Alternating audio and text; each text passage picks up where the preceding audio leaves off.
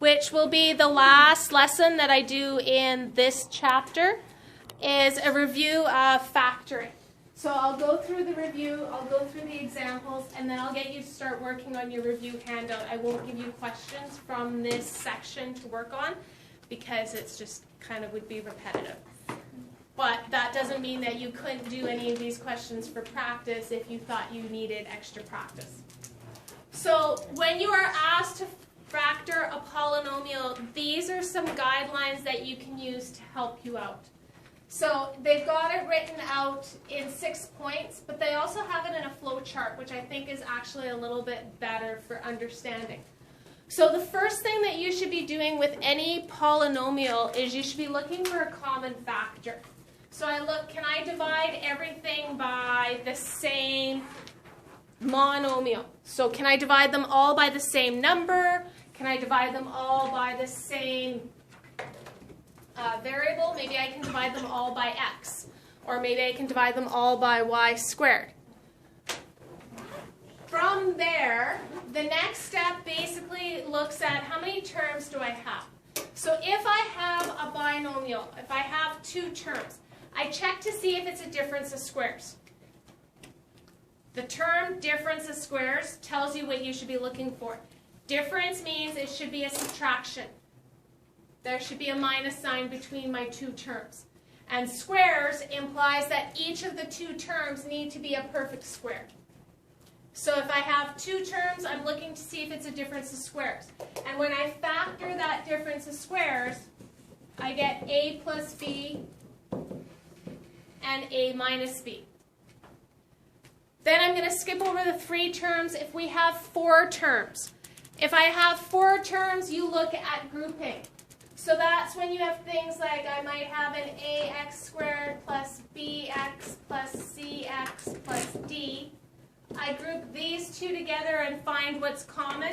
And I group these 2 together and find what's common. And hopefully when I do that, I end up with a situation where I might have a and then an x plus b, and this one here, when I take something out, I could also end up with an x plus b. The goal being that these 2 factors would then be the same, and I could take that factor out in the end. Finally, when we have a trinomial, so 3 terms, if the x squared, if the coefficient on the x squared is 1, or there is no number in front of x squared, I can use that method of inspection. That's my sum and product chart. So the sum is equal to the middle term, which was b, and the product in this case is equal to whatever the c value is.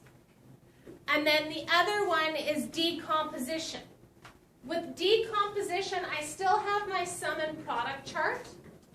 However, my sum is still b, but my product this time is a times c, because I actually have an a value. It could be 2, it could be -1. It shouldn't be -1. If you have a negative x squared, I would start off by removing a -1 as a common factor. And I would always try to keep my x squared if it's the first term. Or how about I say it this way? I would always try to keep my first term positive. So we did have the one question where it was, 6 plus 5x minus x squared, or something to that effect. If you have this, don't rewrite it, leave it in this form, and factor it going in this direction. So I think I would get a 6 minus x and a 1 plus x. So positive 6, -1. There's my positive 5. There's my negative x squared, and there's my positive 6. So I would leave it in this form and just have my factors kind of go backwards. Okay? And the last thing is when I've got these factors, double check and make sure that I can't factor again. So the one that comes to mind, there was that one question that was, I think 144x squared minus 36y squared. So it is a binomial, and it is a difference, and these are perfect square numbers. So I could treat it as a difference of squares, and when we did that, we got 12x plus 6y and 12x minus 6y. But then I need to remember, if I look at this, I can factor out a 6 from each one. Or from here, I could have factored out a value. Which I think I can factor out a 36 from that. And still have ended up with another perfect square.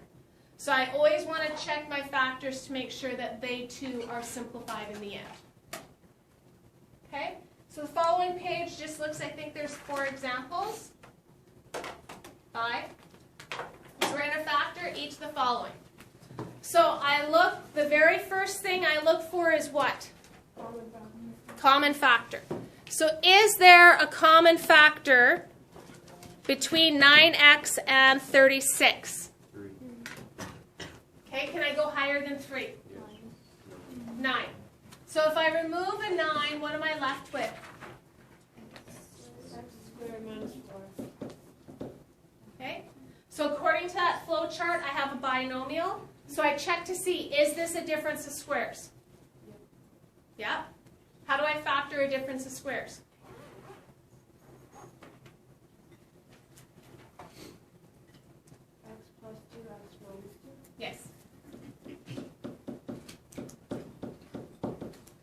So when I factor different squares, I'm taking the square root of each of the terms. Square root of x squared is x. The square root of 4 is 2. And then I get a positive 2 and a negative 2. Or if you want to think in terms of a trinomial, this is answering the question, give me 2 numbers that when I multiply them together I get negative 4, and when I add them I get 0. And the answer would be a positive 2 and a negative 2. So I could use my sum and product chart for that question.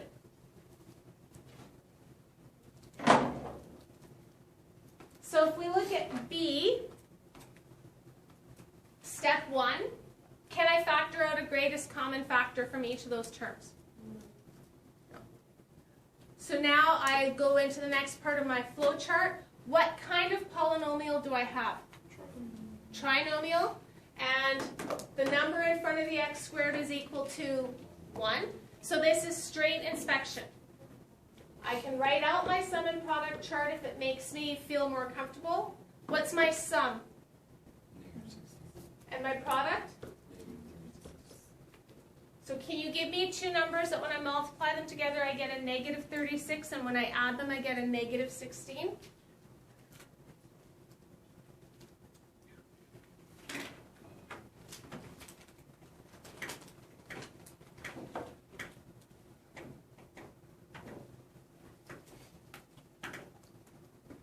What are some possible factors of 36? What numbers can I multiply together? Negative 18 and 2. Negative 18 and 2. So if at first you're having trouble, start listing out your possible factors of 36. I can go 1 and 36, 2 and 18, 3 and 12, 4 and 9, and 6 and 6. Because my product is negative, I know one of my numbers has to be positive, the other one has to be negative. So then I'm finding the difference between these. I don't worry about the negative 16 part till I found the right difference. This one's 35. This is where my 16 is, because this would have been 9, 5, and 0. So with this being my 16, to make it a negative 16, the 18 would be my negative. So when I write this out, how would I write this in factor form? X minus 18. And then x plus 2. Okay, so take a look at C. Can I factor out a GCF? Is there a common number for 8, 26, and 15? Nope. Okay. So now I'm into a trinomial. Oh, sorry, the one thing I would want to factor out would have been a negative. I want to factor out this negative and make this a positive x squared, or 8x squared. it will make my factoring easier to take that negative out of the first term.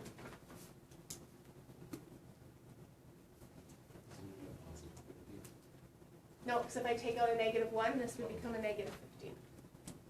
So now if I look at my sum and my product chart, what is my sum this time? 26, negative. And what's my product? -100. So -15 times 8, which is -120. So now I have to start thinking of all the combinations that is going to give me 120. Because it's negative, I know one of them has to be positive, the other one has to be negative. So then I'm finding the difference between my two factors.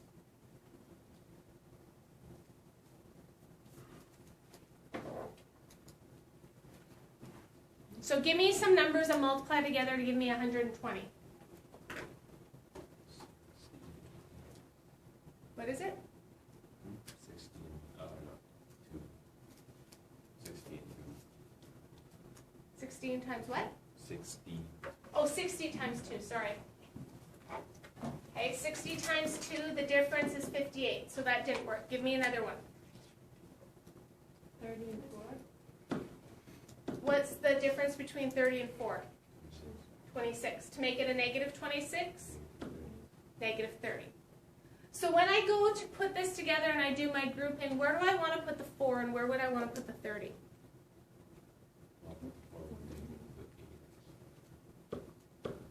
So 8x squared plus 4x minus 30x plus, or sorry, minus 15.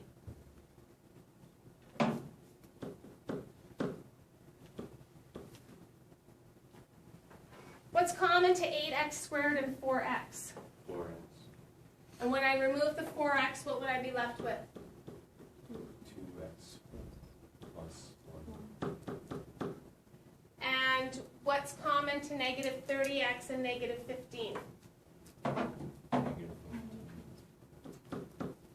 Which would leave me with 2x.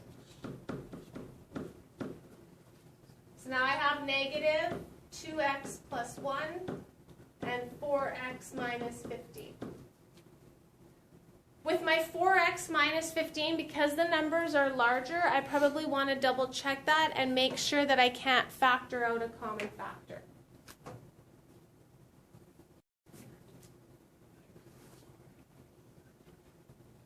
So now if I look at D, I have 4 terms.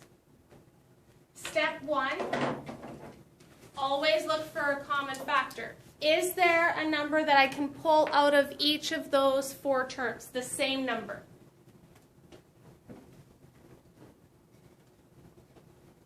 So let's start off. Can I divide them all by 2? Can I divide them all by 3? Yeah. Yes? If I can't divide them by 2, I can't divide them by 4, and I can't divide them by 6. Can I divide them by 5? Nope.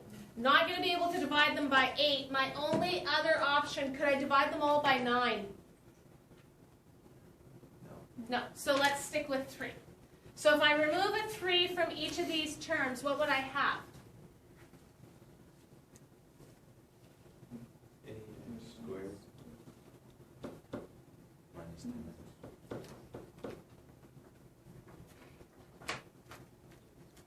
Plus what?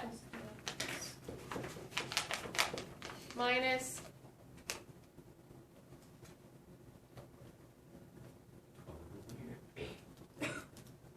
15. I have 4 terms. So how do I solve with 4 terms? Grouping. Thank you, Lena. So then when I go to do my grouping, what's common to 8x squared and 10x? 2x. What am I left with? 4.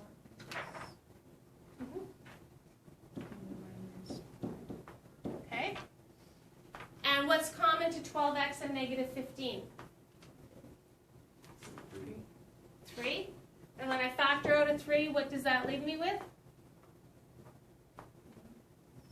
4x. So now I have a common factor of 4x minus 5. And I'm left with 2x plus 3. And the 3 stays in front. If I had not factored out a 3 from each of these terms, what I would have ended up with is I would have ended up with one of these factors being able to then be factored. What I would have had would have been, see, common to these two would have been 6.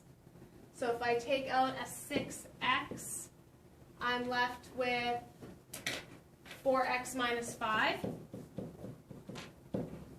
And this one, I could have factored out a 9, which again would have left me with my 4x minus 5.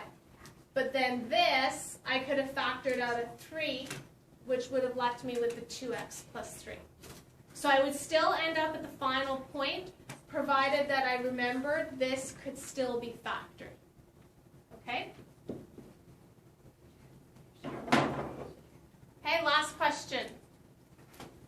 Can I factor out a GCF? What am I left with? 1 minus x squared minus 12x to the power of 4. Okay. The x squared and the x to the power of 4 really don't change how I would factor this question.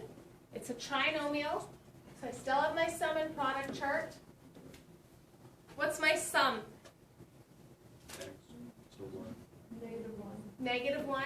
What's my product? Negative 12.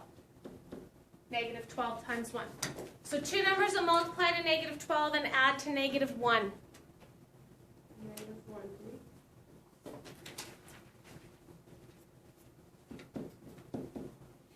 And again, it doesn't matter which order you put this in.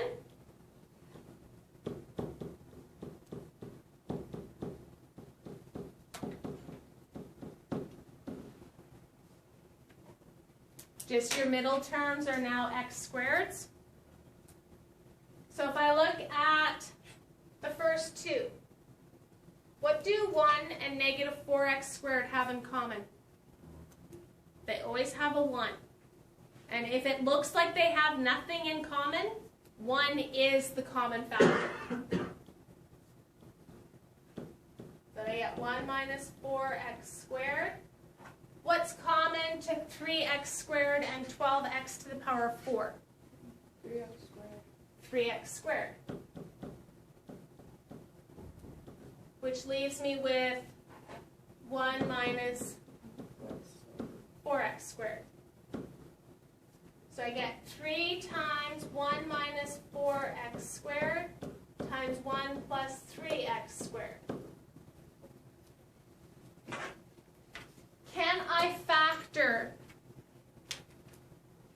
1 minus 4x squared?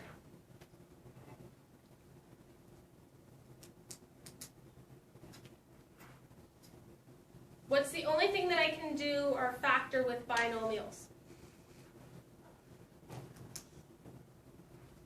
What do I look for in a binomial? Difference of squares. I look for a GCF first. And then I look for a difference of squares.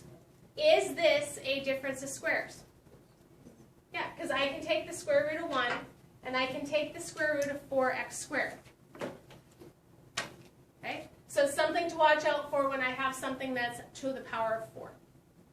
Or if it was to the power of 8, because then these would be 4s.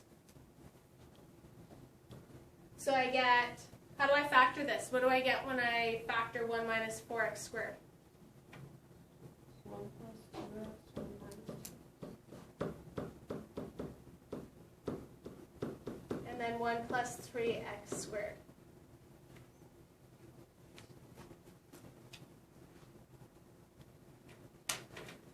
I'll show you one of my favorite questions to factor, just because it's repetitive.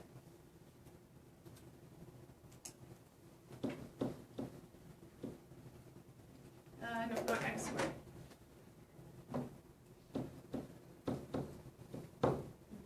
X squared, or sorry, not x squared, x to the power of 16 minus 1. When I have a binomial, I check to see if it's a difference of squares. This is a difference. Can I take the square root of x to the power of 16? Yeah. What do I get? X to the power. X to the power of 8.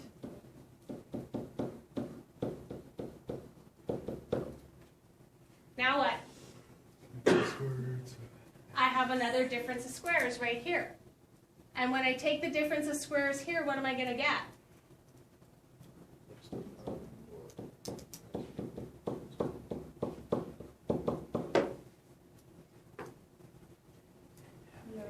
I have another difference of squares, which is going to give me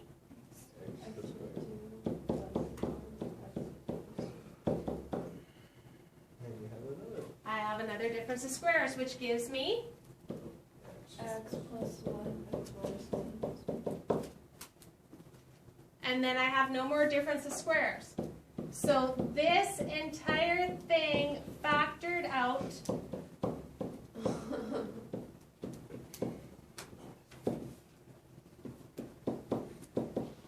to equal the product of these 5 factors. Because when I multiply these two together, I get x squared minus 1, which when I multiply with x squared minus 1 gives me x to the power of 4 minus 1, which when I multiply by the x to the power of 4 plus 1, I get x to the power of 8 minus 1, multiplied by x to the power of 8 plus 1, and I'm back at the beginning. So you just keep going on and on and on. Okay, that's it.